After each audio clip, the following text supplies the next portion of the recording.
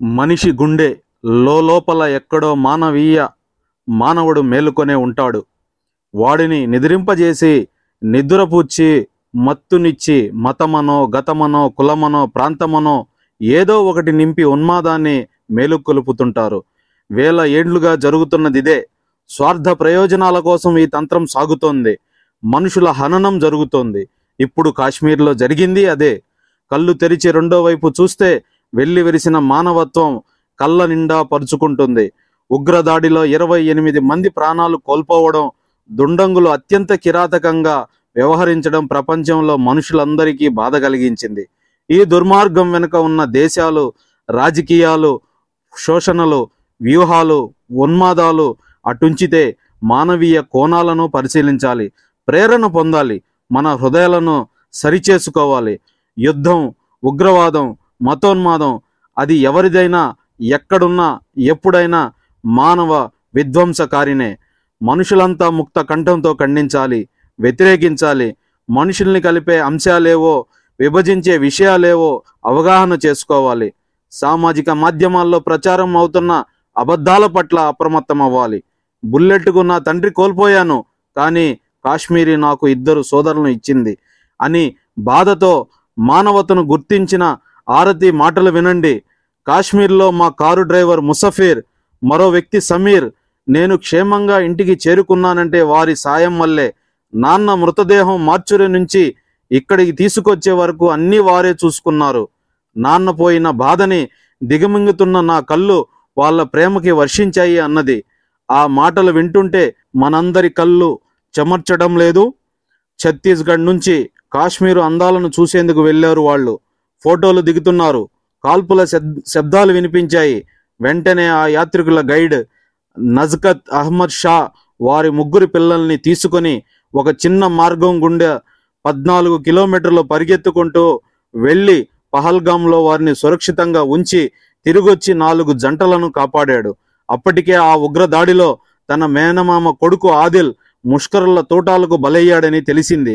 అయినా పర్యాటకులు క్షేమంగా తిరిగి వెళ్లే వరకు వారి వెంటే ఉండడం బాధ్యతగా భావించి ఆదిల్ అంత్యక్రియలకు కూడా హాజరు కాలేకపోయానని నజ్కల్ ఆవేదనతో చెప్పడం వెనుక మానవీయ హృదయం కనబడడం లేదు. నజ్కల్ను ముస్లింగా, మతస్థుడిగానే చూడగలుగుతామా?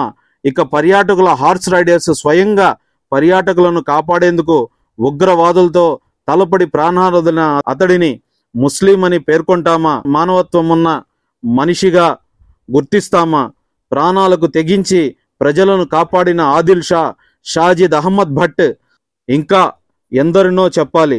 వాళ్ళంతా ఉగ్రవాదానికి వ్యతిరేకంగా నిలిచిన నిజమైన భారతీయులు. మమ్మల్ని కాల్చింది ముస్లింలే, కానీ మాకు సహాయం చేసింది కూడా ముస్లింలే. హంతకుల మతాన్ని బట్టి మతంలో వారందరినీ హంతకుల్ని విద్వేషం ప్రచారం చేయడం తగని పని అని దాడికి గురైన బాధితులు స్వయంగా చెబుతున్నారు. భిన్నత్వంలో ఏకత్వం అవగాహన ఇది. శ్రీనగర్కు చెందిన డాక్టర్ ఇరాన్ ఏం చేశాడంటే, అధిక ధరలు, హైవే మూసివేత కారణంగా అనేక ఇబ్బందులు పడుతున్న పర్యాటకుల కోసం తన ఇంటినే హోటల్గా మార్చేశాడు. ఉచిత ఆవాసాన్ని అందించాడు. JK01AL6976 ఇది ఆటో నెంబర్. దీనిపై ఇలా రాసి ఉంది: పర్యాటకులకు ఉచిత ఆటో సర్వీసు, ఎయిర్పోర్టు, రైల్వే స్టేషన్కు తీసుకుపోబడును. మా దగ్గరికి అతిథులుగా వచ్చారు, వాళ్ళని భద్రంగా పంపడమే మా బాధ్యత తప్ప సొమ్ము చేసుకోవడం కాదు అని చెబుతున్న కాశ్మీరీలో మతానికి ముస్లిం అయినా ఎంత గొప్ప మనసు వాళ్ళది. మతం వేరు, మతతత్వం వేరు, మతోన్మాద చర్యలు వేరు.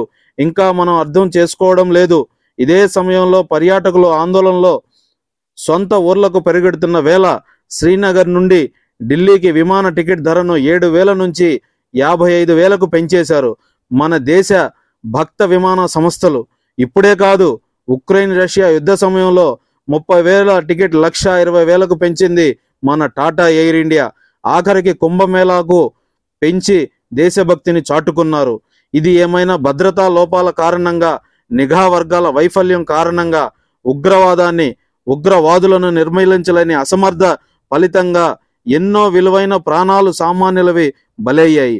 ఈ ఆపద సమయంలో కాశ్మీరంలో నిజమైన మానవీయ హృదయం వెల్లడయింది. ये मैसेज भी जाना चाहिए कि जो लोग बोले कि उन्होंने पूछा पहले कि आप हिंदू हो क्या, अगर हिंदू हो तो उन्होंने मारा और मुस्लिम को नहीं मारा, ये इंडिया में मैसेज जा रहा है। ऐसा नहीं है, मैं सुबह से कश्मीर में घूम रही हूँ, मैं एक हिंदू हूँ, लेकिन मुस्लिम भाई हमारे कंधों से कंधे मिला के हमारे साथ खड़े हैं और उनको ना हिंदू से खतरा हो रहा है, ना हम लोगों को मुस्लिम से खतरा हो रहा है। ये सब उन लोगों को करना है और हमको भारतीय होने के नाते ये सब उनका जो